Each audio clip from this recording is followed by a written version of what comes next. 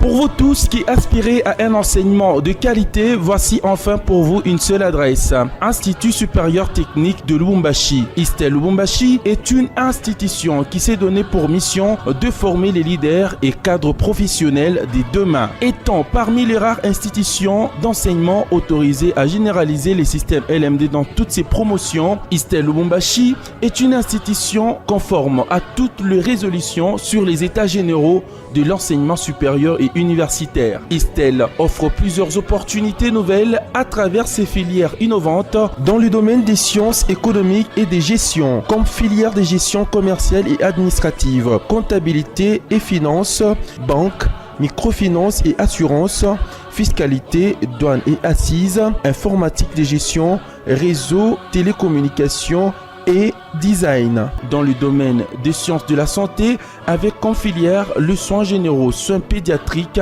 anesthésie et réanimation. Dans le domaine des sciences technologiques, avec l'électromécanique, l'électricité industrielle, l'électronique, la géomine et la construction industrielle. Dans le domaine de lettres, langues et arts, avec comme filière des arts et métiers, modélisme, technique d'esthétique. Notre adresse à Lubumbashi, nous sommes au numéro 2325 A avenue Kassai, entre Kimbangu et Sondoa. À Likasi, nous sommes au numéro 33 sur l'avenue du Commerce, commune de Likasi. À Kolwezi, retrouvez-nous au rond-point Malou, Église Carmel, numéro 18, avenue Salongo, au bâtiment Le Rocher des Âges. Pour tout contact, appelez-nous au plus 243 99 52 95 772. ISTEL Lubumbashi regorge en son sein un professionnel scientifique qualifié. Choisir ISTEL, c'est garantir son avenir.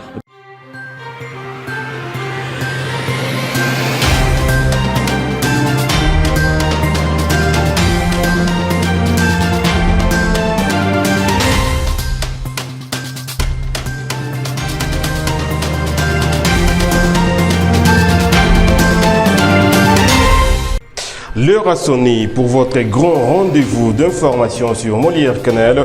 Messieurs et dames, bienvenue à tous. Mais bien avant, voici l'essentiel de l'actualité.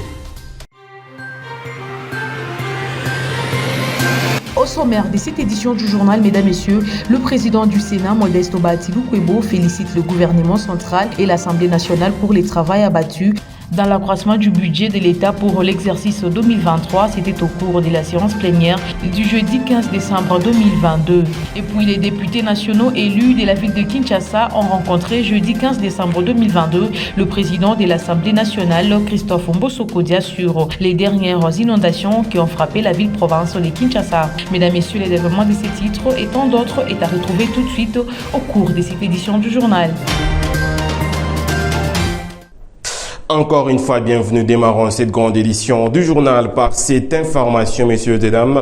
Le gouvernement congolais a été habilité par l'Assemblée nationale à légiférer par la voie d'ordonnance loi, notamment sur l'autorisation à proroger l'état des sièges et la fixation des modalités d'exercice de liberté de la presse.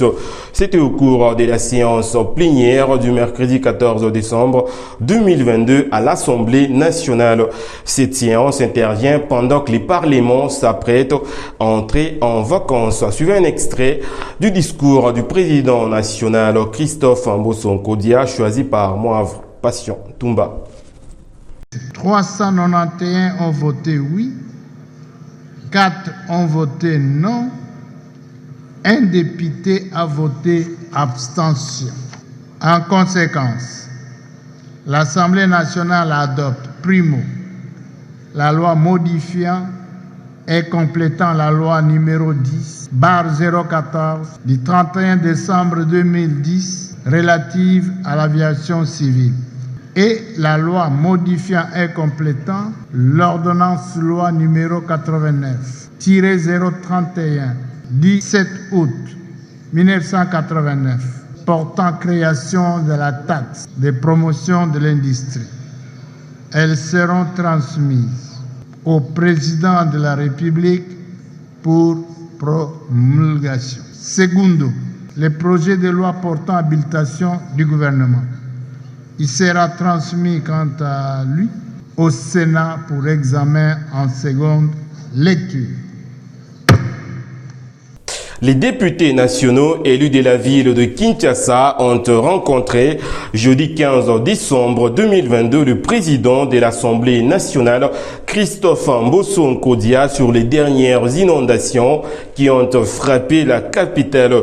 À ce sujet, plusieurs doléances ont été soumises au numéro 1 de la Chambre haute du Parlement, dont la question de l'enterrement des morts dû à ces inondations. Cet élément de reportage nous en dit plus. Pour trouver les mesures idoines face au désastre causé par la forte pluie diluvienne qui s'est abattue mardi 13 décembre sur la ville de Kinshasa, dont de nombreuses pertes en vies humaines ont été enregistrées, les députés nationaux et élus de la capitale se sont rendus auprès du président de l'Assemblée nationale, Christophe Mbosso, pour voir dans quelles mesures prendre en charge les familles endeuillées par cette catastrophe naturelle de triste mémoire. Nous venons d'être reçus par le président de l'Assemblée nationale, l'honorable président Mbosso, pour échanger autour des questions de l'heure. Comme vous le savez, nous sommes élus nationaux de la ville de Kinshasa et que l'actualité vous l'apprend. Kinshasa est frappé de plein fouet par les dégâts causés par les pluies diluviennes qui se sont abattues depuis quelques jours sur la ville. Et il y a eu beaucoup de dégâts, il y a eu perte en vies humaines et des dégâts matériels considérables. Alors, le président de l'Assemblée nationale, étant le chef de notre institution, avait voulu nous réunir pour qu'on échange au sujet justement des dispositions qui ont été prises pour l'enterrement des victimes, le suivi des victimes qui sont encore hospitalisées et envisager et réfléchir avec nous sur ce qui devrait être entrepris pour que ces genres de dégâts ne puissent plus se répéter. Nous avons à l'occasion aussi présenté au président de l'Assemblée nos doléances au sujet de certaines autorités qui évitent de recevoir les députés nationaux de la ville, qui comptent échanger avec eux sur certaines questions d'actualité. Sur place, il a donné son point de vue. Il a même atteint certains qui vont devoir nous recevoir sous peu. Nos sincères condoléances aux familles éprouvées. Et nous savons que c'est pénible de perdre un être cher, surtout dans ces conditions. D'après les sources proches du gouvernement de la République, il s'avère que les autorités du pays se sont déjà mises à pied d'œuvre pour atténuer tant soit peu en urgence les dégâts enregistrés lors de cette catastrophe naturelle. L'actualité, c'est aussi le président du Sénat, Modeste Obati, qui félicite le gouvernement central et l'Assemblée nationale pour les travaux abattus dans l'accroissement du budget national. C'était au cours de la séance plénière du jeudi 15 décembre. D'après Modeste Obati, le budget national qui s'élève actuellement à 32 509 milliards est le fruit des efforts collectifs. Reportage. Après un long débat entre les deux commissions paritaires, celle de la Chambre basse du Parlement congolais ainsi que celle du Sénat, le budget de l'État pour l'exercice 2023 a été réajusté à la hauteur des 32 456 milliards 793 de francs congolais, équivaut à 16 milliards 52 millions 273 410 de dollars américains, à en croire le président de la Chambre haute du Parlement congolais, Modeste Obati Lukwebo. Les efforts ont été fournis à tous les niveaux. Et donc, les félicitations s'adressent et au gouvernement, et à l'Assemblée nationale, et au Sénat. Pourquoi? Parce que le gouvernement, il est parti d'un budget de 22 253 milliards pour nous présenter un projet de budget de 29 520 milliards de francs congolais. L'Assemblée nationale, à son tour, a travaillé pour accroître les recettes, les ramenant à 32 034 milliards. Donc il y a eu quand même un accroissement de 2 513 milliards de francs congolais. À son tour, le Sénat, en sus de ce que le gouvernement a amélioré, en sus de ce que l'Assemblée nationale a apporté, le Sénat a à son tour apporté un surplus de recettes de 468 milliards de francs congolais. Donc c'est ce qui nous amène finalement au finish à un budget de 32 502 milliards de francs congolais. Notons que ce test sera transmis au président de la République en vue de sa promulgation au plus tard le 31 décembre prochain. Et après cette étape, le gouvernement central de la République démocratique du Congo sera doté des moyens de sa politique tout au long de l'année prochaine. Nous sommes dans le Haut-Katanga. Le gouverneur de cette province, Jacques Kiabula Katoué, a au cours de la séance plénière de ce vendredi 16 décembre 2022 à l'Assemblée provinciale du Haut-Katanga présenté l'économie du projet de budget de la province exercice 2023 évalué à 1341 milliards 689 millions 981 737 francs congolais. Suivez. Évalué à 1341 milliards 689 millions 981 737 francs congolais, voilà le projet de budget de la province du Haut-Katanga, exercice 2023, présenté par le gouverneur de province Jacques Kiabula Katoué au cours de la séance plénière de ce vendredi 16 décembre 2022 à l'Assemblée provinciale du Haut-Katanga, sous la présidence du numéro 1 de cet organe délibérant, Katebengo Michel. Le budget de l'exercice 2023 est arrêté en équilibre, en recettes et en dépenses à 1341 milliards 689 millions 981 737 francs congolais. Pour l'examen approfondi, le projet des budgets de la province exercice 2023 a été transmis dans le groupe parlementaire afin de préparer le débat général en plénière. Puis s'en est suivi le débat général sur l'examen du projet des budgets rectificatifs de la province exercice 2022 avec la formulation des préoccupations des honorables députés sous l'œil attentif du ministre des budgets en province, Christian Momad Kaboulo, qui a demandé 72 heures afin de revenir répondre à toutes ces questions. Juste après, la commission permanente chargée de s'enquérir des remous sociaux suscités par la suspension de certains inspecteurs chefs de poule de la province éducationnelle du Haut-Katanga 1 a présenté son rapport à la plénière. Rapport jugé recevable et adopté avec amendement. Le CESAC a procédé à l'installation de commissions permanentes avec leurs sous-commissions. Le précision avec Serge Ndjibou, les rapporteurs adjoints du CESAC. Suivez.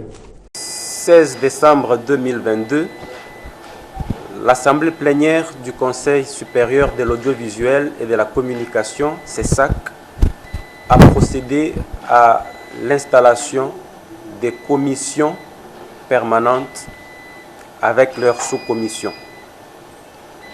Les résultats de vote et ou consensus se présentent de la manière suivante. Pour la commission juridique, est élue présidente Madame Annie Nsumbu. Pour la commission technique, est élue présidente Madame Mimi Ngumba Iyei. Pour la commission socio-économique, est élu président Monsieur Adelin Mboma. En ce qui concerne les sous-commissions, la sous-commission chargée de l'enregistrement est élu président M. Alain Nkoy. Pour la sous-commission chargée de l'examen des plaintes, est élu président M. Arthur Mayala Mambo. Pour la sous-commission chargée de la réglementation et des avis, est élue présidente Madame Chantal Kanyimbo Manyong.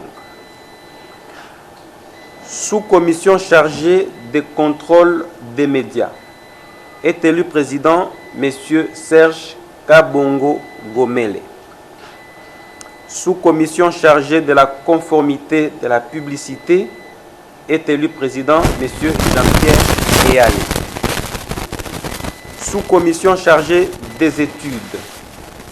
Est élu président M. Gaudence Banza Tiefolo. Sous-commission chargée de la promotion et développement des médias, est élu président M. Diatezwa Pongi David Steve. Ainsi fait à Kinshasa, le 16 décembre 2022, l'Assemblée plénière. D'une province à une autre, revenant à Kinshasa, où la fondation Jerry Nimbalemba et son initiateur, l'homme à grand cœur Jerry Nimbalemba, a doté les habitants du quartier Mbinza Ozone dans la commune de Ngalima à Kinshasa de plusieurs bornes fontaines afin de leur faciliter l'accès à l'eau potable 24 heures sur 24. Suivez. L'eau, c'est la vie, dit-on, surtout lorsqu'elle est potable pour la consommation dans le ménage. Conscient de ces beaux vieux adages qui demeurent une réalité incontournable.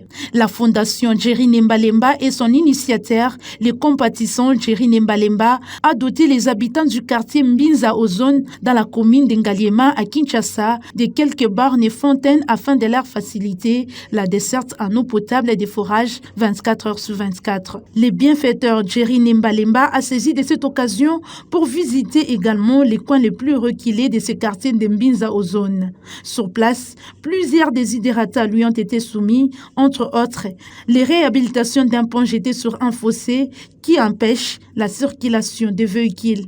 Parce que quand on a besoin na kati na sika na biso na mapangu na biso mutu kesa nini ekota papa anato dans la face pour le bête mama mukomo na baba voisin wana kati ezate wana to anda ko ezate on to sepeli le ka papa e awa ate na biso bon. Les constructions anarchiques continuent à s'observer dans différents sites de captage d'eau de la Régie des eaux à Lubumbashi, province du Haut-Katanga. Le cas illustratif, c'est celui du site de Kassapa, où un particulier construit anarchiquement dans l'entreprise Régie des eaux. Plus de détails dans ce reportage.